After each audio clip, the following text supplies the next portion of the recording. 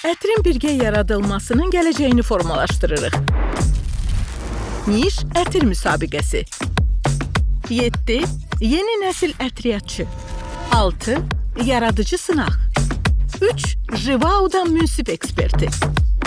Hər bölümün finalçıları üçün 400 ictimai səs. 6 kolleksiya edilə bilən top sent. Go get it. Yeah. Salam ətir sevərlər. Sizi birbaşa dünyanın ən ikonik və nüfuzlu ətir evlərindən biri olan Jivaudan incə ətirlər dünyasına valehedici səyahətə aparmaqdan məmnunam. 1946-cı ildə təsis edilmiş Jivaudan Ətriyyat məktəbində bugün dünyadakı bütün parfümerlərin 1/3 təhsil alıb. Oyunun qaydalarını sizinlə bölüşəcəm. Hər həftə yeni bir tapşırıq təqdim olunacaq. Hər tapşırıq üçün sizə verilən mövzuya mükəmməl cavab verən, eyni zamanda unikal, yaradıcı və əvvəllər heç vaxt duymadığımız bir qoxu bəxş edən ətir hazırlamaq üçün 5 saat vaxtınız olacaq. Münsiflər yenilik axtarır, təəccüblənmək istəyir və bunun üçün sizin təzə, yeni ideyalarımızdan daha yaxşı heç nə yoxdur. Çünki siz Jivaudan Ətriyyat məktəbinin növbəti nəsil ətriyyatçılarısınız. Görəsən hansı ətir seçiləcək və milyonlarla istehlakçının qəlbinə toxunacaq? İndi isə gəlin Jivaudan Ətriyyat məktəbinin yeni istedadları olan 7 gənc namizədi tanıyaq. Salam hər kəsə. Mənim adım Yaçekdir. Polşadan gəlirəm. Mən Carol Bailey, Braziliyalıyam. Mən Andrea, İtalyanam. Adım Kosuke'dir. Yaponiyadanam. Mən Junoye, Fransızam. Salam, adım Ashley Santiago'dur. Mən San Francisco körfəz bölgəsindənəm. Mənim adım Wesley Perimar'dır. Mən Cənubi Afrikalıyam. Bu qədər. Artıq 36 ildir ki, parfümerəm. 1985-ci ildən indiyənə qədər eyni şirkətdə çalışıram. Əslində parfümer olmağa özüm qərar verməmişəm. Bu, anamın hiss elədiyi bir vergi idi. Həmişə sobada nəsə yananda və ya çöldən qəribə bir qoxu gələndə bunu ilk mən duyurdum. Anam mənə dedi, niyə qoxu tapan olmursan? O vaxt elə bilirdim ki, qoxu tapan olmaq fabriklərdə çirklənməni axtaran bir it olmaq deməkdir. O isə dedi, yox, bu ətir yaradan, ətriyyatçı olmaq deməkdir. O zaman o möhtəşəm qoxuların arxasında kiminsə dayandığından xəbərim belə yox idi. Laboratoriyaya daxil olduğum ilk günü xatırlayıram. O qədər şüşənin arasında özümü sanki şirniyyat mağazasındakı uşaq kimi hiss eləyirdim. İnsanların bu işə görə maaş aldıqlarına inana bilmirdim. Bunu anlayanda isə başa düşdüm ki, bu sadəcə cənnətdir. Bu yer cənnət idi. İlk sınağı açıqlamaq üçün tərəfdaşımızı Oriflame'in qlobal ətir meneceri Anya Pavlenkanı dəvət eləməkdən məmnunluq duyuram. Xoş gəldin, Anya. Təşəkkür eləyirəm, Adrena. Növbəti bir neçə həftə ərzində bu parfümerlərdən 6 fərqli sınaq üzərindəki yaradıcılığı izləyəcəksiniz. Və ilk mövzumuz Rose Motto.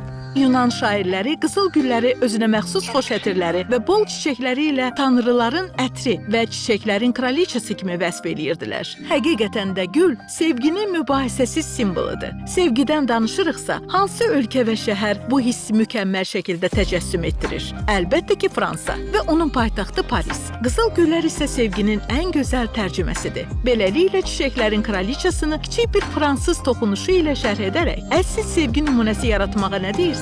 Budur, buyurun. Ətrinizi hazırlamaq üçün sizə 5 saat vaxt verilir. Laboratoriyada bütün ingrediyentlər sizin ixtiyarınızdadır. Həmçinin master ətriyyatçımız Kelis Bakerlə fikir mübadiləsi aparmaqdan çəkinməyin. Parfümer olmaq asan deyil, çünki bu çox rəqabətli bir mühitdir. Əsasən hər kəs həvəslidir və hər kəs həqiqətən öz işində çox yaxşıdır. Buna görə də siz həqiqətən öz yerinizi, öz məkanınızı tapmalısınız. Bilirsiniz, mən Provansdanam və orada hər yerdə çoxlu yabanı qızıl güllər var. Biz onlara eglantier və ya latınca rosa canina, yəni tərcümədə it burnu gülü deyirik. Provansdakı son səfərim zamanı öz-özümə dedim. Bir gün mən mütləq bununla bağlı nəsə yaradacağam. Bu sınaq tapşırığını alanda isə düşünürdüm ki, məhz həmin gündür. Amma əsas ideya bu qoxuya biraz fərqlilik qatmaqdır. Buna görə də üzərində işlədiyim bir akordu, Gringa de Plum akordunu istifadə eləməyə çalışıram. 2 il ərzində siz yalnız heç bir kontekst olmadan ingrediyentləri öyrənirsiniz və onların sizin üçün nə ifadə etdiyini anlamağa çalışırsınız. Qızıl güllə gavalı arasında sanki kiçik bir şizofreniya var. Məncə bunun səbəbi gavalının biraz turş olmasıdır. İştah açandır, bu yaxşıdır. Amma biraz palçıqlı təsir bağışlayır. Tələbələr bütün ingrediyentləri öyrəndikdən sonra onları birləşdirməyə başlaya bilərlər. Belə bir deyim var. Bir şeyi yadda saxlamaq üçün onu 7 dəfə unutmalısan. Yəni 700 ingrediyenti 7 dəfə unutmalısan ki, ömrünün sonuna qədər onları dərindən mənimsədiyinə əmin olasan. Gavalının turşuluğunu biraz azal, amma qalan hissəsi gözəldir. Green-Gage gavalısı, qızıl güllər və digərləri. Odunsu notlara toxunma. Onlar mükəmməldir. Not, akord və ətir arasındakı fərq eynilə musiqidəki kimidir. Not tək bir ingrediyentdir. Bu sadəcə limon və ya nane ola bilər. Bu bir notdur. Mən makaron haqqında düşündüm. Qarışığı hazırlayarkənsə ağlıma əncir ideyası gəldi. Ümid edirəm ki, mənə məsləhət verə bilərsiniz. Yaxşı, gəl eləyək. Akord çox az ingrediyentlə yaradılan kiçik bir konstruksiyadır. Ətir isə bütöv bir musiqi, bütöv bir operadır. Sən bir seçim eləməlisən. Bu qızıl güllü bir əncirdir, yoxsa əncirli bir qızıl gül? Əgər bu biraz əncir toxunuşlu olan qızıl güldürsə, deməli ənciri çox qatmısan. Kim sənə əncir qatmağı dedi? Bu əncir hardan çıxdı? Şirniyyata qarşı diqqətli ol. Bu sınavda gənc istedadlar müasir üsullarla yaratmalıdırlar. Sahib olduğumuz süni intellekt Kahto sayəsində biz buna nail oluruq. Yüzlərlə ingrediyenti əzbər öyrənərək və C metodu ilə sınaqdan keçirərək bu ideyanı, bu qoxu hekayəsini təmsil etmək üçün lazım olan minimum ingrediyentləri müəyyənləşdiririk. Mən 3-4 əsas ingrediyent seçdim və sonra kartodan onların balansını necə düzəltmək barədə təkliflər istədim. Bu fransız Paris qızıl gülü mövzusuna gəlincə, mən Fransaya təxminən 10 il əvvəl gəlmişəm və Parisdə mənim üçün nəyin çox fransız olduğunu hələ də xatırlayıram.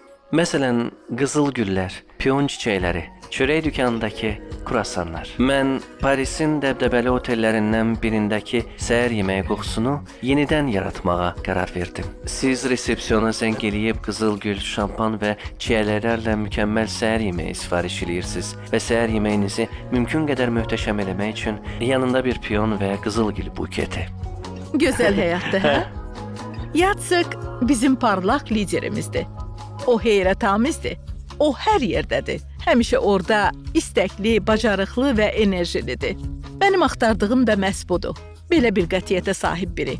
Onun bütün karyerasını görəcək qədər yaşamağı çox istərdim. Çünki əminəm ki, o möhtəşəm olacaq. Wow, bu çox ləzzətlidir. Çox əladır. Qazlıdır. Qızıl gülü hiss elədim. Çiyələyi hiss eləyirəm. Həqiqətən də o bir qədər şampan hissini duyuram. Deməyə sözüm yoxdur. Çox gözəl hazırlanıb. Qızıl gül şübhəsiz ki, ətriyyatda ən mifoloji çiçəkdir və əlbəttə ki, antik dövrdən bəri.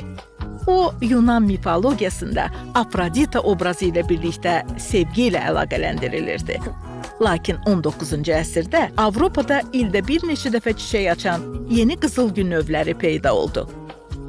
Bu, o dövr üçün əsl möcüzə idi. Aristokratlar arasında bu çiçəyə qarşı yeni bir həvəs yarandı. Bugün isə Graz şəhərində Rozdemey ətriyyatda istifadə olunan 2 əsas qızıl gül növündən ən incəsi və ən ləzzətlisidir. Bu qızıl gül hələ də ən gözəl fransız ətir, şah əsərini yaratmaq üçün yetişdirilir.